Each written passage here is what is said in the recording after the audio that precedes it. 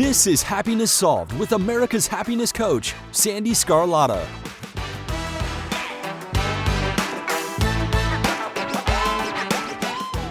Hello, everyone, and welcome to today's episode. I am so happy you're here. So you may have noticed the music is a little bit different. I thought I would change things up a little bit. So before I introduce today's guest, I want to talk a little bit about gratitude. So here we are. We're approaching the holidays. 2021 is coming to an end. Maybe that's a good thing for some people. I'm always one that, gets excited for a new year.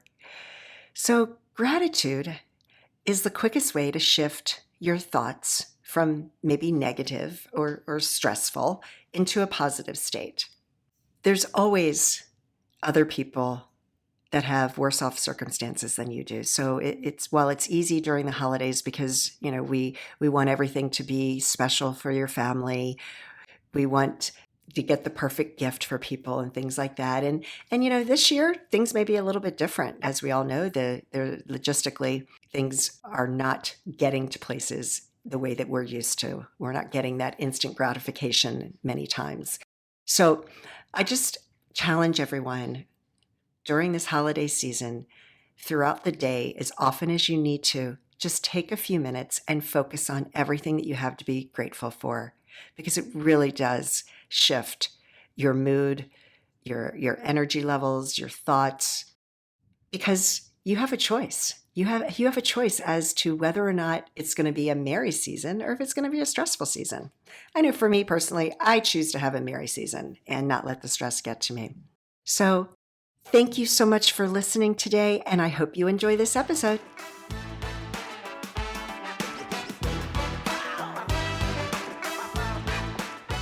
Today's guest is Morgana Rae. She is the international #1 best-selling author of Financial Alchemy, 12 Months of Magic and Manifestation. She is a sought-after teacher, speaker, and pioneer in personal development. She is widely regarded to be the world's leading relationship with money coach. She is going to share with us her 6 steps where you can learn to overcome all sorts of relationship issues that we have with money. And she just offers such a great story and information, and you really don't want to miss this episode.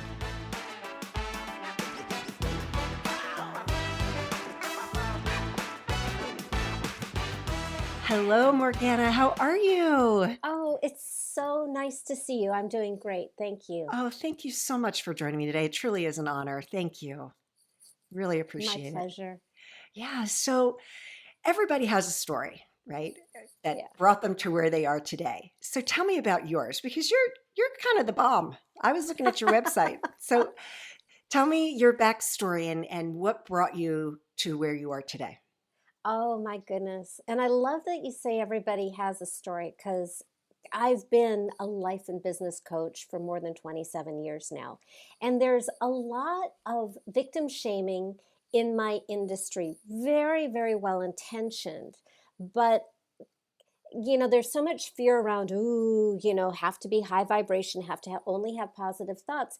And honestly, I think it is our really dark, challenging moments that humanize us, that give us the humility to be able to care and respect and understand the experiences of other people. It's what really brings us together. So I think there's a sacredness to our dark and hard and even moments of shame and defeat. There's actually a real sacred power to it that we are missing out on when we keep trying to shove it down and pretend it doesn't exist. Thank you. So you're welcome. So as that relates to my story, I'm in this incredibly odd position of being regarded to be the world's leading relationship with money coach. Right. And I never set out to really have much to do with anything to do with money. I got my degree in world religion, for goodness sake. And I became a life coach almost 30 years ago, just because I like to help people and I'm fascinated by our human experience. And I wasn't able to make money. And it was kind of ridiculous because I had my Ivy League education. I had half a dozen coaching certifications. I had a whole roster of movie star clients, mountains of testimonials. I am a whiz at marketing. I love it. That's fun. I'm really good at that. I write marketing copy in my sleep for clients. It's just like easy for me.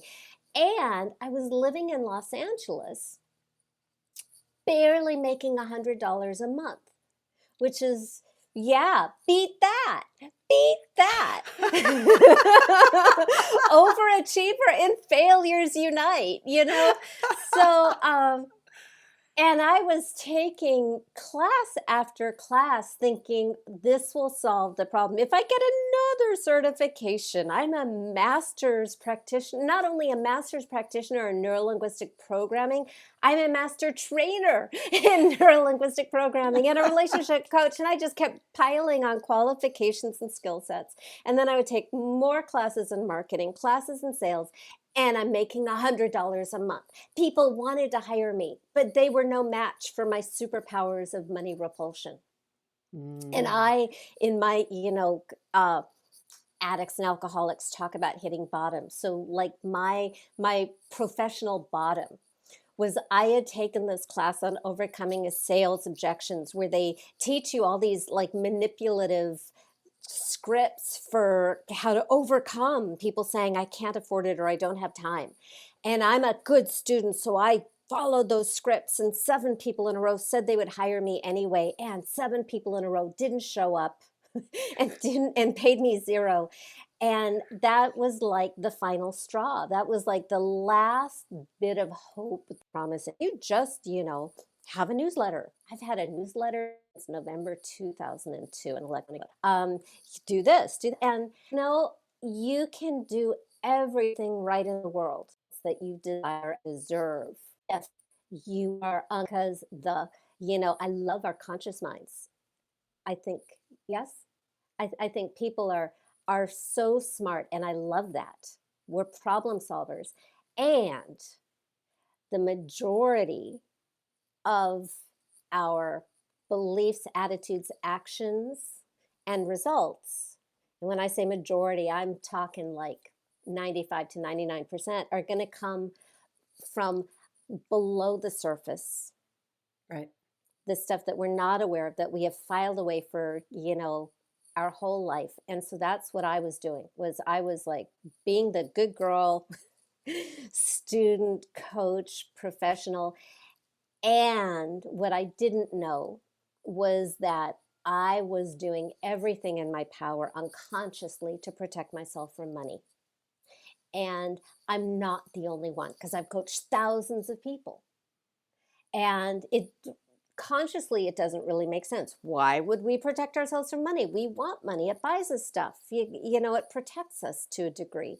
And that is where my work comes in. And it came about sort of accidentally, luckily. Because you went through it yourself.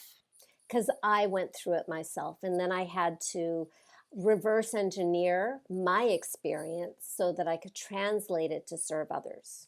Nice. So is there one common theme that people have that, that you find your clients all have? Is there a common theme, or is it like anything where, it depends on your upbringing or your circumstances or your experiences? I think that's a great, great question. Everybody has different stories, different circumstances. I've coached clients on public assistance, on the verge of homelessness, in really dire situations. I have coached billionaires. And the extremes are not all that different. People are people are people. So is this a billionaire that inherited the money?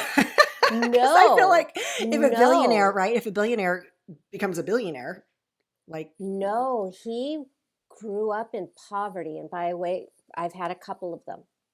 And they grew up in poverty, and they built their wealth. Right. And that brings up, in one instance, fears of losing it, Okay. fears Makes of your sense. kids not living up to your achievement and blowing it and not being prepared for life. There is, and that you don't have to be a billionaire to get this. This can kick in, really early on, where you cease to be a human being and you become the bank. You become the family bank, the bank to your friends, the bank to loved ones. You aren't loved for yourself, you're loved for the money. Makes That's a sense. big pain. And by the way, that's a big motivation to get unconscious motivation to get rid of money. And it's also an unconscious motivation to not make money. And the reason I'm stressing the unconscious part of it is because it's not your fault. Right. But it is your responsibility. And responsibility is awesome because it means that you are able to fix it. Yeah. But you can't fix it if you don't know about it. So, common themes, in my experience, money is actually never the root of the problem. Like, I know a lot of coaches love to say, change your money story, change your life. If that works for you, do it. Always, always, always do it. Works for you. Didn't work for me. And I've never found the root of the problem in a client's money story. Money stories are very dramatic. They get our attention. But money itself is just, it's sort of meaningless that it made. We invented. It's a fabric of our collective, or it's just a figment of our collective imagination. But what money represents is really, really big and really important. And it represents love, and it represents worth, and it represents safety. And, taken to an extreme, it represents our very right to exist. And so money wakes us up in the middle of the night because of these feelings of, I'm not loved. I'm worth nothing in the world. Nobody wants me. I'm not safe. And by the way, you can have those feelings even when you have hundreds of millions and billions of dollars. Sure. Okay. And when you have nothing. And so I'd say the deepest common theme that is really human existence, our relationship with money is a mirror of our relationship with life. That's why I'm on your podcast, because it's really about life. Right. Is not enough. I'm not enough. I'm not enough for this circumstance. I'm not enough to be loved. I'm not valuable enough as I am. I don't have enough to be safe. I'm not enough to meet these circumstances. It's that I'm not good enough. Whatever flavor of not enough. And I think that is the deepest vulnerability of human experience. And it will show up everywhere. It'll show up in money. It'll show up in your relationships. It'll show up in health and anything you can think of. I like to focus on money only because money touches all of it. It's like the perfect mirror to our relationship with life, because money touches every area of life. So it's a really elegant pain door, because when you shift this, you're shifting everything, because it's holographic. It is. Money issues are love issues, and worth issues, and safety issues, and what isn't. So it is a happy coincidence that when I do my work with clients, they make a lot of money, because that's good for my integrity and it's good for my marketing. Yeah. But I'm really interested in what makes human beings happy. Nice. I love it. I love it. So tell me about what are some of the ways that you help people to come to this understanding?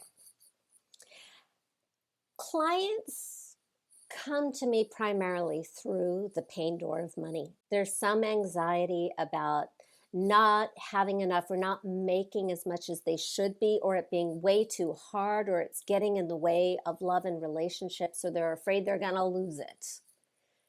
Some people are great at making money and even better at getting rid of it. And so we all start at the same place, which is, what is wrong?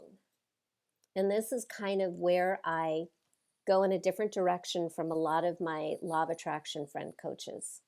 where I think the real power is in the polarity. So it's almost like a slingshot. I call it alchemy, which is the transmutation of lead into gold. So we start with the lead. And the more lead there is, the more tension, the more leverage, the more energy there is to create a really dramatic change that sticks. But when you're just sort of in this, like stuck in park, like with a car, with my positive thinking pushing down all of the stuff that wants to change, you're just not going to move. There's no magic in neutrality. So the first step is not only to identify what isn't working, but really, really magnify it. So I call it, this is my first step, is uncovering the root cause of the problem. So it's your hidden block. Why are you protecting yourself from money?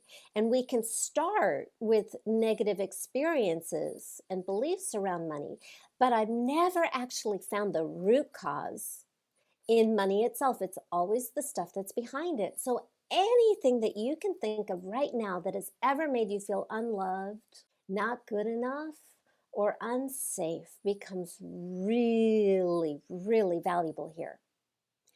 Accidents, eating disorders, rejections, failures, especially stuff that doesn't look like it has to do with money, is going to give you the biggest bang for your buck.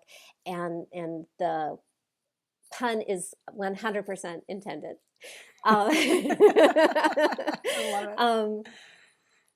And it's almost like you're building a court case against your own existence. You want to get to that, I don't want to be here experience. You don't want to go so far that you dissociate or that you're unsafe. But you want to go really deep, because we don't want a small change. We want a really motivated transformation. So there are 6 steps. You don't have to stay in them up. The payoff is worth it, but we want to create a lot of energy and a lot of momentum for change. So the first step is uncovering the root cause. And there's a huge temptation. And by the way, I'm just trying to dump in like 20 years of what I've learned coaching thousands of people really, really quickly. There's a very strong, wonderful human tendency to minimize. Oh, it wasn't that bad. Other people have had it worse. Blah, blah, blah, blah, blah. That is your enemy right now. Like right now, you want to magnify and blow up the bad stuff. Because it's like your rocket fuel for transformation.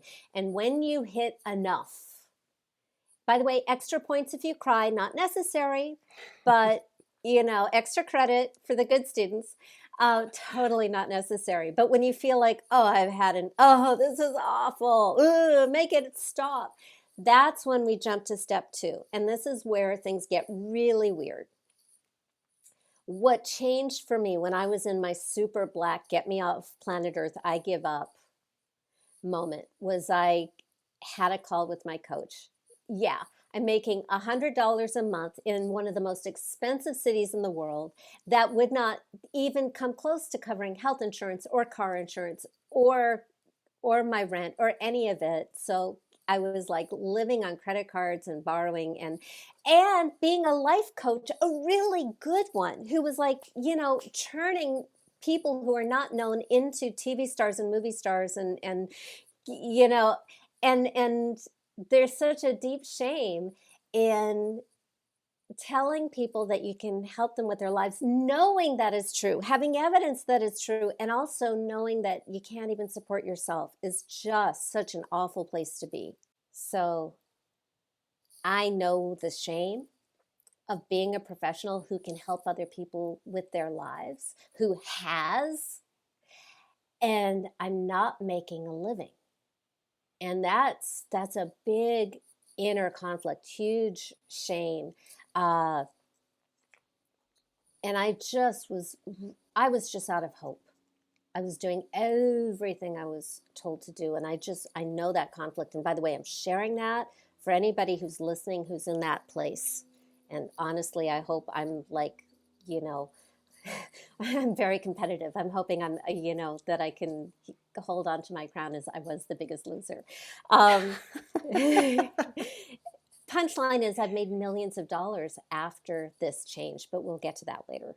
And it's not about millions. That wasn't even my goal. It was just like, wow, that's interesting. So I'm in this super dark place, and I had a meeting with my coach, and he asked me this weird question that changed my life. He said, Morgana, if your money was a person, who would your money be? And instantly I saw in my mind's eye this big, scary, dirty, violent biker who caused fights and terrified me and was dangerous. And there was everything in me, in my body, was like, I need to keep distance from him. And that is the first time in my life that my relationship with money, that my financial situation made sense. Because I didn't know that I felt that way about money until I made it a person. It Right. made my unconscious visible.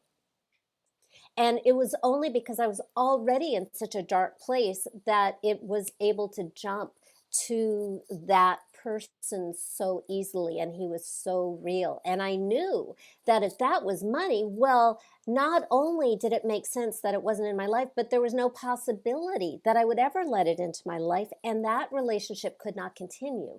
So after step one, after you have uncovered all this ick, imagine that there is somebody horrible and malicious who is directing all that malice at you specifically, who is responsible for everything you dug up in step one. This is imagination. Right. But it's really, really useful because this is the language of your subconscious. And that's what we need to shift so that your subconscious and your conscious mind can be on the same team and go in the same direction. Love it. So when you make the monster a person, make it personal, it becomes real. It's no longer a bunch of abstract thoughts and theories. It's like, whoa, because we human beings have experiences with human beings. So it's not going to be your parents and it's not going to be you, because you need to get rid of it. Right. And what I found most effective through coaching thousands of people is the bloodier the better. Which is ironic because, like, I attract the most spiritual, peace-loving vegan crowd. Right. But there is like a sacred warrior energy to going, no, you do not get to exist in my life experience. You know, it's like Archangel Michael or the goddess Durga, but that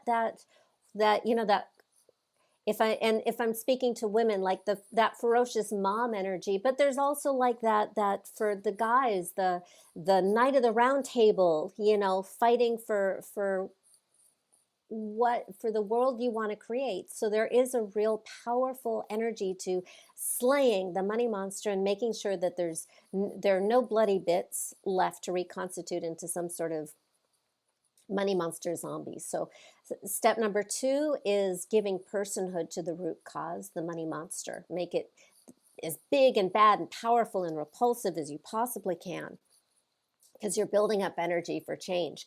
And you want to be totally motivated to destroy it, no matter how easy or hard it is. For some people it's easy, for some people it's really hard. And maybe you need to go through a few monsters all in one sitting to get to the real core monster to make sure it's gone. But the payoff is what's worth it, is because when it's gone, you create this emptiness that you've never experienced before. And it is the perfect condition for change, because now you get to invite in the opposite of the monster, and all that's left when the monster is gone, all of your hurt, all of your despair, all of the injustice of your life and maybe the world at large, and all of it, you've said, no, I do not accept you. I reject you. Be gone. And it's gone. All that exists is love. Nice. So we then invite a new person in. And this person is the personification of love. It's like the god or goddess of love who loves you. And we are going to call it your new relationship with money, because money is that area of life that needs our love and our healing. Yeah. To love and heal the world. So this is like the antidote to this idea that the love of money is the root of all evil, which, by the way, in the original Aramaic, I'm going to geek the heck out right now. In the original Aramaic, that's not what it said. It said, the worship of money will cause you problems. And I will say, yeah, no argument there. Worship is not love. And it was in the context of, take care of your slaves. Well, first of all, let's not have slaves, okay? And I'm not talking about anything that harms others. So when I talk about love, I'm talking about what love really is and what love really feels like. And love is expansive. Love is generous. Love is like our most noble, best, kind, happy selves. Yeah. So it's not exploitation. It's not greed. It's not avarice. That's all scarcity. That is monster. That is the opposite. That doesn't belong here. So what we feel now is we feel loved by this new version of money, in air quotes, money, life, love, fill in the blank, that loves us, chooses us, partners with us, is a person who looks at you with the eyes of a lover and sees your beauty and sees your worth and sees your value and chooses you. And it gives you a way to see yourself in a way that very often you don't, because we have all of our neuroses and hurts and shoulds and all that nonsense. Your money honey sees your best self and is in love with you. Wow. That's incredible. Right? Yeah. Yeah. And what becomes really useful, because I had my own experience of that. I got rid of the monster and I was like, okay, the biker's gone and I live in LA and I need a relationship with money. Who could I want so much that I would be willing to have a relationship with this person, even if it's money? Not because, but it had to be somebody so worthy of love and trust that it would be okay. And I just spontaneously saw this tall, dark, handsome, romantic young man, clean cut, safe, trustworthy, devoted, handsome, in love with me, wanting to woo me. And it felt very weird, because who thinks about money that way? Well, now I do. But at the time, it was really weird. And something really interesting about when you make it a person and a lover is you have a lot of power. You can break your money honey's heart. I had been breaking my money honey's heart for decades by treating him like a monster and rejecting him. So we don't make your money honey Oprah or God, because they're way up here and we're, here on human level. So we want an equal. Yeah, the money honey is perfect because it, is all love, all goodness. But you can reject him or her, break their heart, push them away. You are the gatekeeper because you have the body. And you want it to be somebody you want to be with.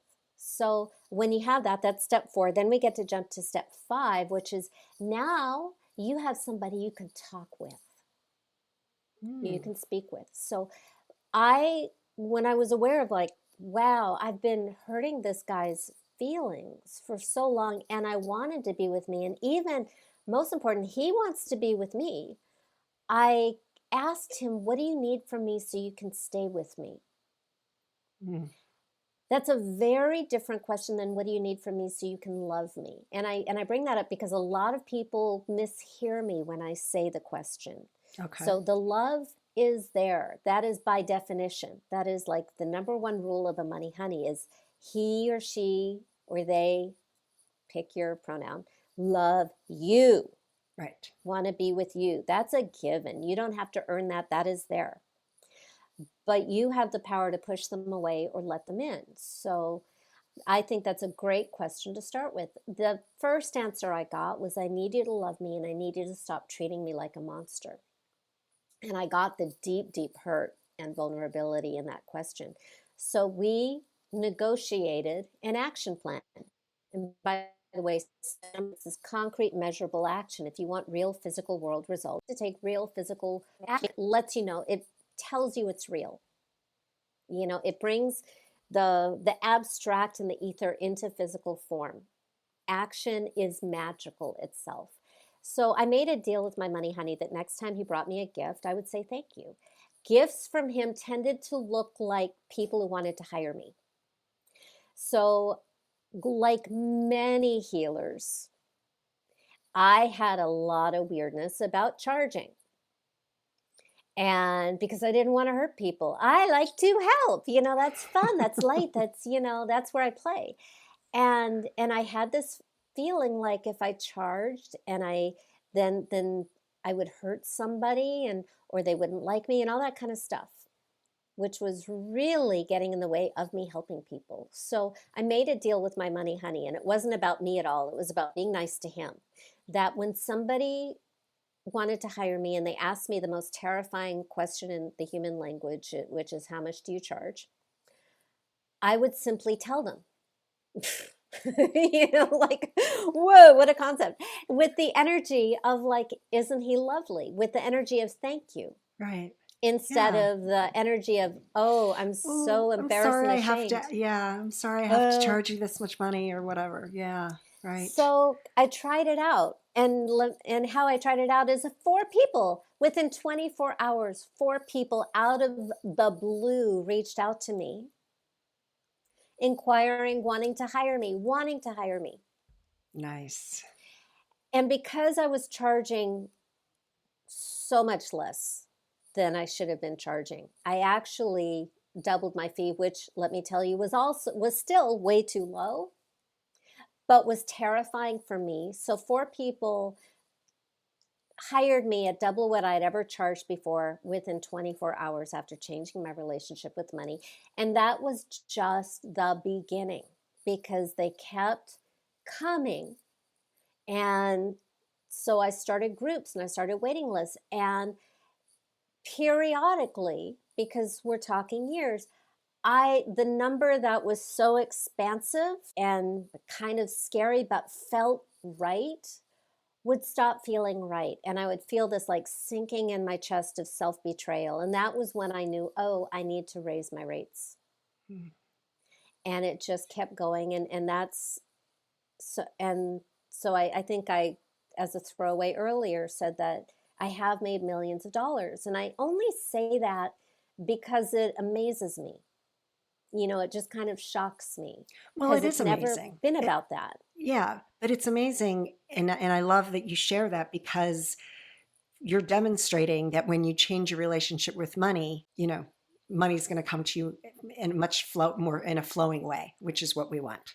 Well, you're going to stop pushing it away. Right. You're going to stop rejecting it and stop protecting yourself from it. And my client results have been way, way, way more dramatic. I've been thinking a lot about Gabriella recently because she's been in the news a lot. And she came to me when she was 23. Usually I coach women who are, you know, in their 30s and 40s and 50s. But every now and then I get somebody in their 20s who's like, whoa, okay, I'll work with you.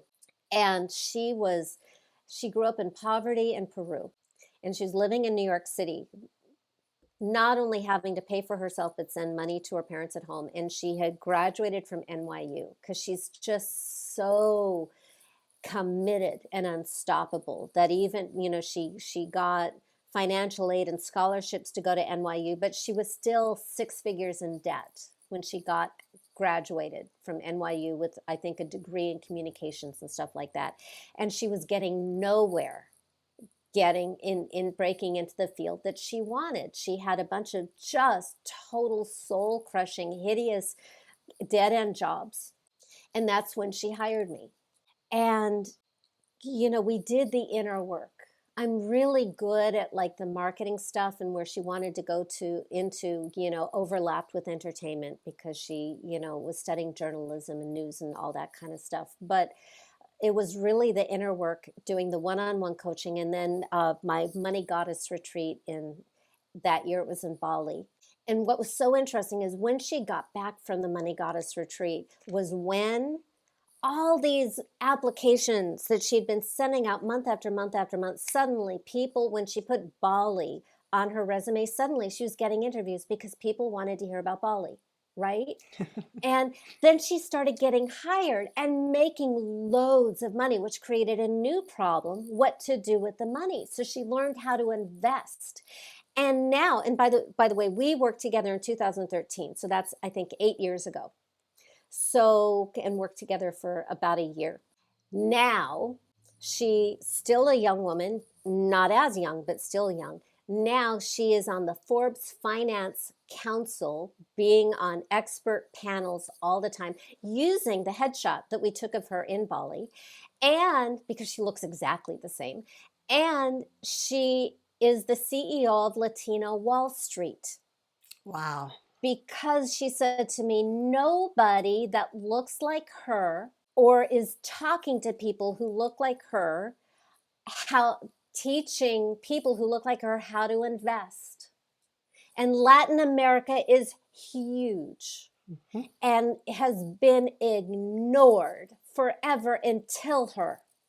Wow. So not only is she ridiculously successful and has a billboard in Times Square, this girl who grew up in poverty in Peru has a billboard actually 2 billboards in Times Square, is on TV all the time, on the Forbes Finance Council, but and she's living now on a beach in Puerto Rico, happily married, because money issues are also love issues, and we worked on that too.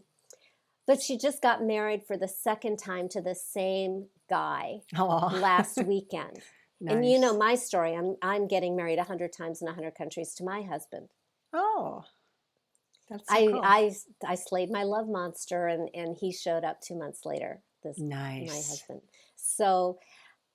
And she's just one. I mean, there's Perry and there's Leslie and there's Tanya, and there's just like dozens and dozens of really dramatic transformational stories, because I'm a drama queen, but I put the drama into like clients. Love it. Well, I love the work that you do. And just real briefly, tell me about your Money Goddess retreat. Oh, it's my favorite thing to do in the world.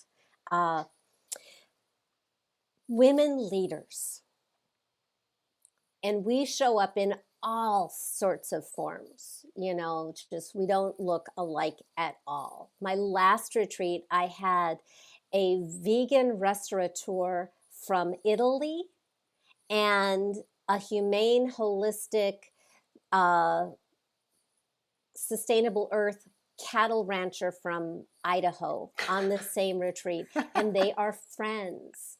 My cattle rancher is also a former veterinarian who names all of our animals, right? Wow. So, and a data analyst who talks to, ghosts and dead people from Australia. So we get people from everywhere, from Haiti, from Kazakhstan, from Thailand. And I have these little itty bitty tiny groups of 4 to 8 women, so that I can coach everybody individually as much as they want through the money monster. That's my core promise, is your money monster will be gone, and you'll have a money honey, and you'll know it, and it'll be unlike anything you've experienced before. And that's where we begin. So it's this 1 week destination retreat, because I find when we take people out of our homes and our home cultures, it's really easy to see like a meta view of our lives when we are away from the familiar. It's a great pattern interrupt. So I do one of these a year, and I've been doing them in Bali for 10 years. And Bali is closed this year because of the pandemic. And there would be ways around it, but I really, really respect Indonesia's desire to keep, protect its people. And it's like, we'll go next year. So this year I'm holding my goddess retreat in September in San Miguel de Allende, Mexico, which is another place I'm sort of addicted to. I've been to 7 times, and I've had the fantasy of leading my retreat there since my first trip. It's I think they call it a Puebla Mágica, a magical city. It's like a medieval cobblestone, colorful town. Neat. And the reason I do it, besides it's fun for me, right? But when you're a woman leader, it's very, very common to feel isolated. My women often talk about feeling like space aliens. Their family doesn't understand what they do or doesn't see what they see. Their peers don't see what they see. Guys are threatened by women in power. Women may also feel threatened by a woman who is achieving things that they aren't. Yes. And it can feel very painful and isolated. So, and they've never made, and for some of them, they've never had a safe community of women who are not competing with them, who are like champions for them, because we're all going through this really intense experience. We are living through each other's money monsters and money honeys over and over and over again. And themes come up. You mentioned themes at the beginning.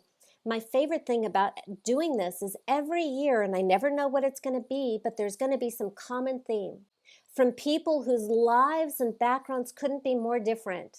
But there's like, oh, I've experienced that too. And that's the thing that comes up for that year, that unites all of them, and then they stay friends. Oh, that's a wonderful. decade later, they're still friends. And there's like this network of money goddess space alien women leaders who are there for each other for life. I love it. Wow. Well, this has been such an enlightening conversation for sure. And I cannot wait to read your book, because I know I'm one of those that's really good at giving money away. Can I know we're way over That's time, okay. but can I No, it's say fine. something about that? Sure. So, about a year after I had my change in my relationship with money, and suddenly I'm getting clients and making money, it started to go away.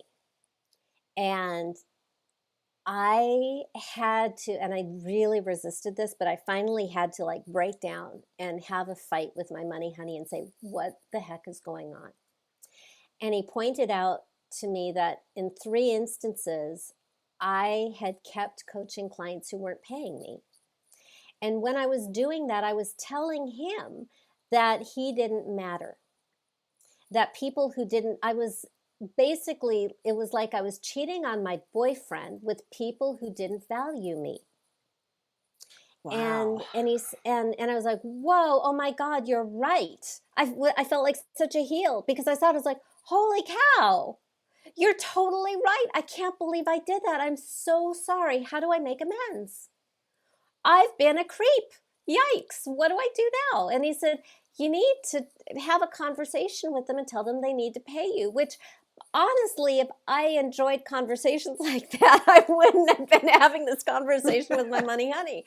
And I had that conversation. It was really uncomfortable. And I got paid part of what I was owed by just one of them. And the others were just dishonorable people. They were getting the results and still not paying me. And so I let them go. But here's the thing is, I did that uncomfortable thing, and the money showed up from other sources. New ideal clients showed up, and I quadrupled my income. Wow. Not from where I expected, but just by that act of being a loving relationship partner, that my business deserves love. The work, the transformation, and money deserves my love and respect. I need to act with integrity and be trustworthy myself by following through on the agreement that I have with my clients, Right. including this is my fee and this is what you agreed to. If it's not a good relationship, because I know some clients put the getting paid over the delivery of value. If you can't help somebody, don't take them, because it's just not worth it. Exactly. But it's sort of like dating. Hold out for, like, And it's easy for me to say now. I know that some people are in really dire, scary experiences. Use that. Use that to create and slay your monster. When you replace the monster with your money, honey, and you can look at the same overwhelming, terrifying circumstances from this place of your money, honey's peace, and seeing what needs to be done, and that feeling of your own worth and your own power and your own resourcefulness, things change before things change. Like the world changes and you know it even before the circumstances change. That's awesome. I'm sorry, I just went on another tangent. It's all right. I love it. I love everything that you have said today. And is there anything else that you want to share with the audience? Going to give you one more shot. Oh my God. This will probably be the shortest. Please go to morganarae.com. Just if you have more questions or need more help, I have a load of resources. Start with my Money Love quiz to just see where you are and based on your scores, what your next step should be. My blog is full of answers to questions I've collected over the years. My best-selling book is designed as a place to start. My client Pamela had her first $250,000 sales month using my book before she hired me. Wow. That's a very big number. That's just because she was selling big stuff, but she'd never had anything approaching that before. So, I want to serve everybody at the level where they can be served. Of course, you can look into going to my goddess retreat and we'll have a conversation or coaching privately. But start with the free stuff first. And you're going to have a relationship with money for the rest of your life. So you just want to have a really good one. Yes, exactly. Morgana, it was just such a privilege and honor to speak with you today. Thank you so much. You gave so much valuable insight to the listeners, and just wish you continued success. Thank you. Thank you.